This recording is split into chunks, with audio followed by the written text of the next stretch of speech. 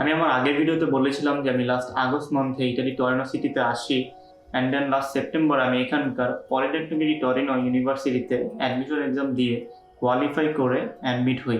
তো আজকের ভিডিওটি আমার ইউনিভার্সিটিকে নিয়েই।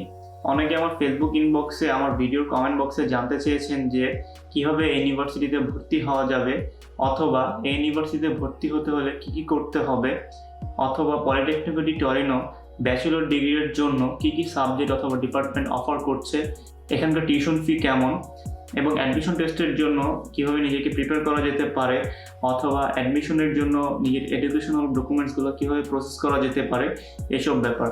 তো আজকের ভিডিওতে আমি এসব বিষয় নিয়ে একটি বিস্তারিত ইনফরমেশন দেওয়ার চেষ্টা করব, যাতে আপনারা আগে থেকেই পলিটেকনিক ডি টরিনো ইউনিভার্সিটিতে ভর্তি হওয়ার জন্য নিজেকে প্রিপারেশন করতে পারেন, অথবা নিজেদের প্রিপারেশন নিতে ইজি হয়। So let's start the video.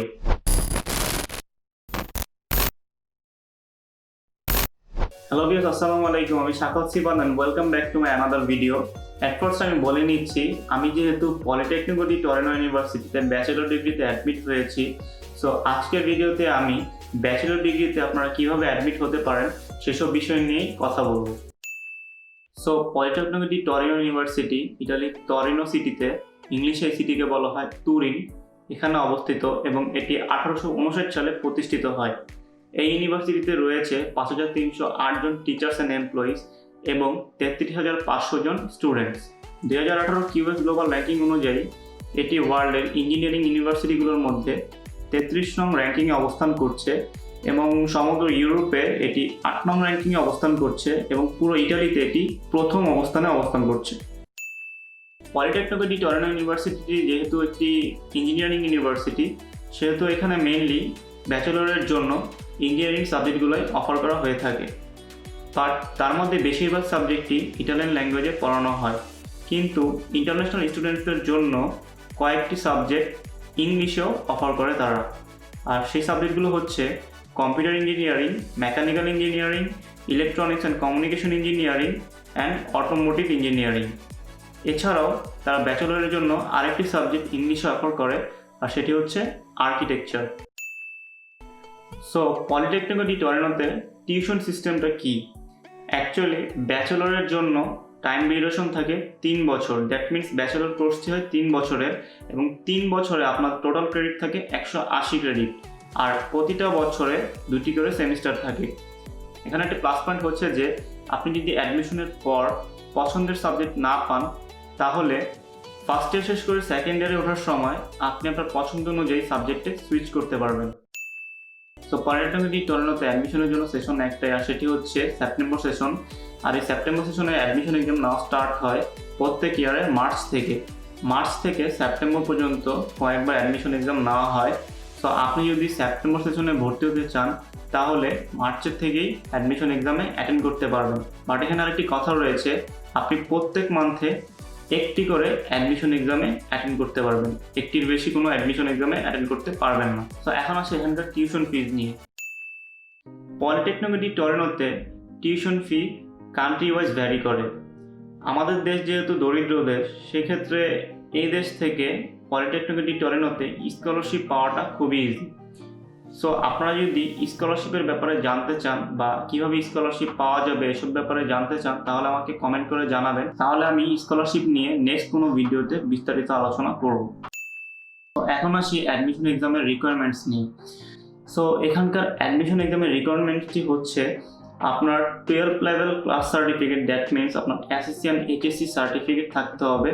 So অনেকে আমাকে বলে যে আমার এসএসসি রেজাল্ট খারাপ, আমার এইচএসসি রেজাল্ট খারাপ, আমি কি এখানে ভর্তি হতে পারবো কিনা, কিংবা আমার এসএসসিতে 3.5 জিপিএ অ্যান্ড এইচএসসিতে আমার জিপিএ 5, আমি কি এখানকার অ্যাডমিশন এক্সাম অ্যাটেন্ড করতে পারবো, কিংবা আমার এসএসসি অ্যান্ড এইচএসসিতে দুটোতেই গোল্ডেন 5 আছে, আমি কি কোনো এক্সট্রা ফ্যাসিলিটিস পাবো কিনা। আসলে এখানে ভর্তি পরীক্ষার জন্য বা এখানকার অ্যাডমিশন এক্সামে অ্যাটেন্ড করার জন্য অনলি আপনার এসএসসি অ্যান্ড এইচএসসিতে পাস থাকলেই চলবে। সেক্ষেত্রে আপনার জিপিএ কোনো ফ্যাক্ট না, আপনার যদি দুটোতেই পাস থাকে তাহলে আপনি এখানকার অ্যাডমিশন এক্সামে অ্যাটেন্ড করতে পারবেন। সো অ্যাডমিশন এক্সামের রেজিস্ট্রেশনের ক্ষেত্রে আপনাকে পলিটেকনিক ডি টরিনো ইউনিভার্সিটির অফিসিয়াল ওয়েবসাইটে গিয়ে কিছু form fill up and personal information and document submit করে দেন এখানে অ্যাপ্লাই করতে হবে। অ্যান্ড সাবজেক্ট চয়েসের ক্ষেত্রে আপনাকে আপনার পছন্দ অনুসারে, that means first choice, second choice, এভাবে ম্যাক্সিমাম 5টা সাবজেক্ট চুজ করে সাবমিট করতে হবে।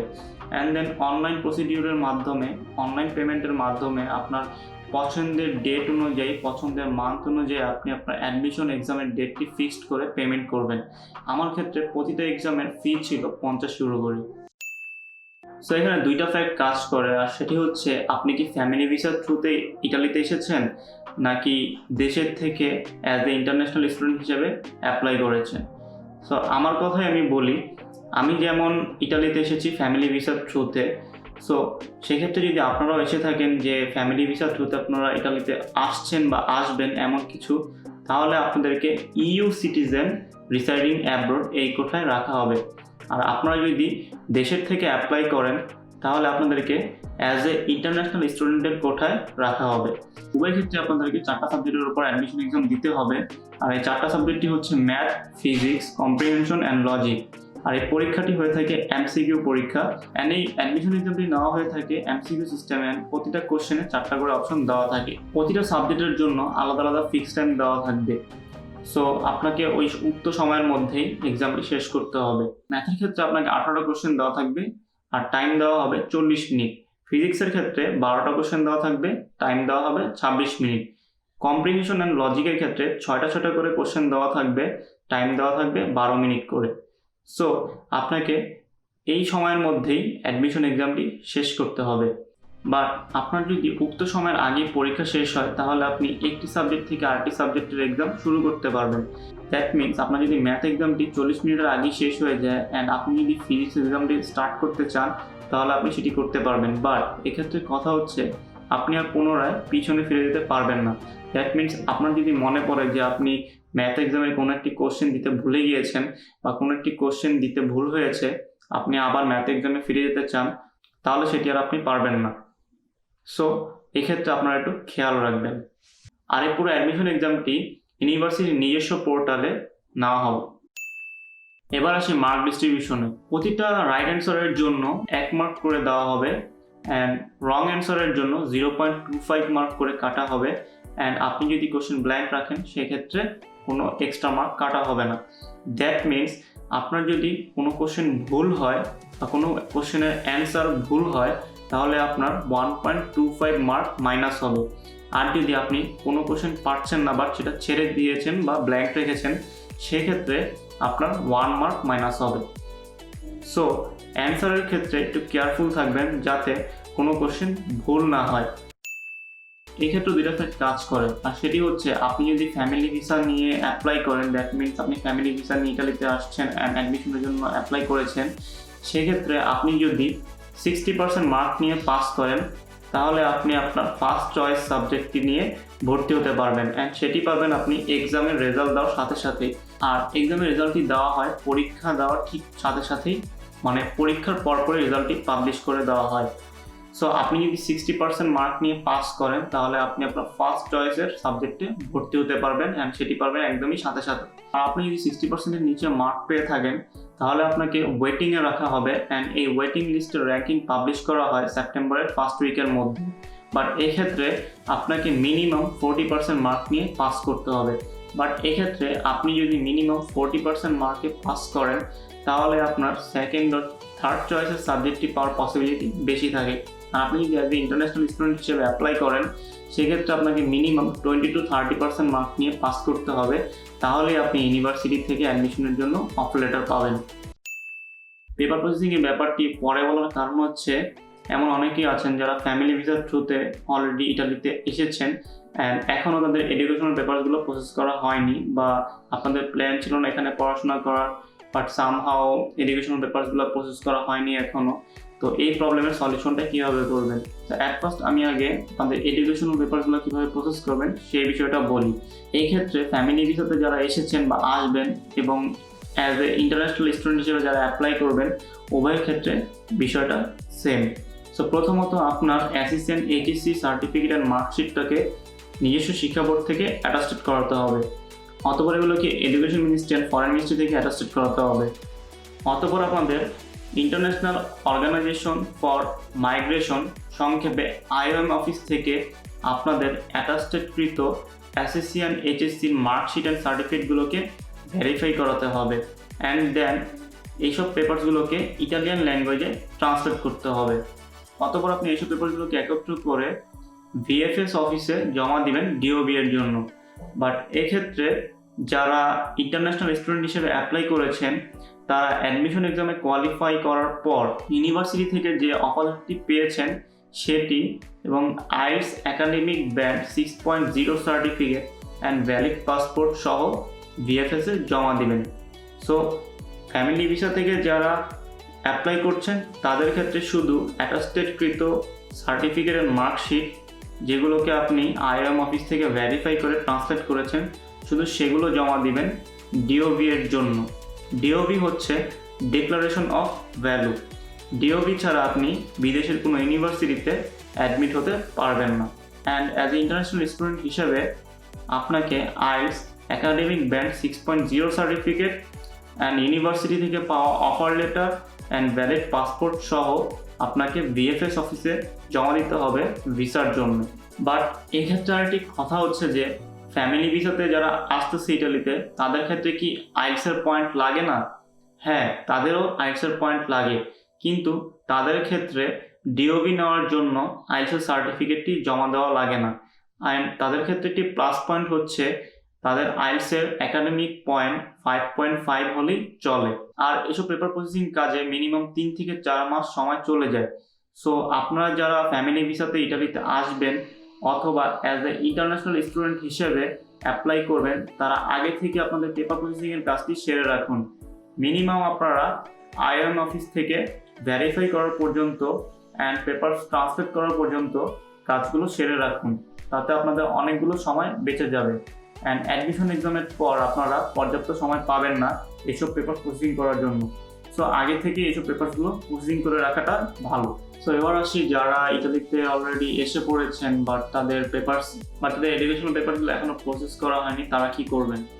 সো তারা তাদের এডুকেশনাল পেপার দ্যাট মিনস তাদের অ্যাসেসিয়ান HSC সার্টিফিকেট অ্যান্ড মার্কশিটগুলোকে কুরিয়ার করে বাংলাদেশে পাঠাতে পারেন অ্যান্ড তাদের কোনো পরিচিত মানুষ অথবা আত্মীয়র মাধ্যমে শিক্ষা board and education ministry and foreign ministry থেকে অ্যাটাস্টেড করাতে পারেন অ্যান্ড দেন আবার পুনরায় কুরিয়ারের মাধ্যমে তাদের কাছে পেপারগুলো নিয়ে আসতে পারেন। অতঃপর তারা এখানকার ইটালির একটি নিজস্ব সংস্থা আছে যার নাম হচ্ছে CINEA, ইংলিশে যেটাকে বলা হয় সিমিয়া অ্যান্ড ইটালিয়ান বলা হয় চিমিয়া। তো সেখানকার ওয়েবসাইটে গিয়ে তাদের HSCর মার্কশিট অ্যান্ড সার্টিফিকেটের স্ক্যান কপি সাবমিট করবেন DOB কম্পারেটেবল সার্টিফিকেট নেওয়ার জন্য। সো এখানে ইউনিভার্সিটিতে ভর্তি হওয়ার জন্য চিমিয়া থেকে DOB কম্পারেটেবল সার্টিফিকেট নিয়ে সাবমিট করলে সেটা দিয়েও ভর্তি হওয়া যায়। আর DOB কম্পারেটেবল সার্টিফিকেট 30 দিনের মধ্যে যদি আপনারা নিতে চান তাহলে আপনাদের পে করতে হয় 150 ইউরো। দ্যাট মিনস 30 ওয়ার্ক ডেজের মধ্যে আপনার কাছে আপনার DOB কম্পারেটেবল সার্টিফিকেট আপনার দেওয়া অ্যাড্রেসে চলে আসবে। আর আপনারা যদি ইমার্জেন্সি বেসিসে নিতে চান দ্যাট মিনস 15 ওয়ার্ক ডেজের মধ্যে যদি নিতে চান তাহলে আপনাদেরকে 250 ইউরো পেমেন্ট করা লাগবে অনলাইনে। তো এভাবেই আপনারা আপনাদের এডুকেশনাল পেপারগুলো প্রসেস করতে পারবেন ইটালি থেকে। আপনাদের প্রতি আমার একটি সাজেশন হচ্ছে যে ইটালি আসার আগেই যদি ইটালি আসার প্ল্যানিং করা হয়, মূলত আপনারা যদি ফ্যামিলি ভিসার থ্রুতে ইটালিতে আসেন তাহলে 1 বছর আগে একটা প্ল্যানিং থাকে বা 6-7 মাস আগে একটি প্ল্যানিং থাকে। তো তখনই আপনারা আপনাদের আইএলটিএসটি কমপ্লিট করে ফেলুন অ্যান্ড আইএলটিএস হতে হবে একাডেমিক ব্যান্ডে অ্যান্ড একাডেমিক ব্যান্ডে আপনাদের মিনিমাম 5.5 পয়েন্ট পেতে হবে। তাহলেই আপনারা ফ্যামিলি ভিসার থ্রুতে অ্যাডমিশনের জন্য অ্যাপ্লাই করলে 5.5 পয়েন্ট নিয়ে ভর্তি হতে পারবেন। আর আরেকটি ব্যাপার হচ্ছে আপনার এডুকেশনাল ডকুমেন্টসগুলো পাসপোর্টের সাথে মিল আছে কিনা, দ্যাট মিনস নামের বানান, জন্ম তারিখ সবকিছু আপনার পাসপোর্টের সাথে মিল আছে কিনা সেদিকটি আগে থেকেই খেয়াল রাখুন। সো এসব ব্যাপারে কেয়ারফুল থাকবেন অলওয়েজ। অ্যান্ড এইসব ব্যাপারে ভুল হলে এগুলো সংশোধন করাটা অনেক টাফ হয়ে যায়। সো এই ছিল পলিটেকনিক টরেন্টোতে অ্যাডমিশন নেওয়ার ফুল প্রসেস। আমি চেষ্টা করেছি সম্পূর্ণ ডিটেলসে বলার, তারপরে যদি আমার ইনফরমেশনে কোনো ল্যাকিংস থেকে থাকে অথবা আপনারা যদি আরও কিছু জানতে চান তাহলে অবশ্যই আমাকে কমেন্ট করে জানাবেন। এবং আপনাদের যদি ভিডিওটি ভালো লেগে থাকে বা এই ভিডিওর ইনফরমেশনের মাধ্যমে আপনাদের যদি কোনো উপকার হয়ে থাকে তাহলে অবশ্যই ভিডিওটিতে লাইক করবেন অ্যান্ড শেয়ার করবেন। অ্যান্ড আমার চ্যানেলে নিয়মিত ভিডিওর আপডেট পেতে চাইলে চ্যানেলটিকে সাবস্ক্রাইব করে রাখবেন অ্যান্ড পাশে থাকা বেল আইকনটিকে ক্লিক করে রাখবেন। তো সবাই ভালো থাকবেন and সুস্থ থাকবেন। দেখা হবে নেক্সট কোনো ভিডিওতে। Till then stay safe and stay tune. আল্লাহ হাফেজ।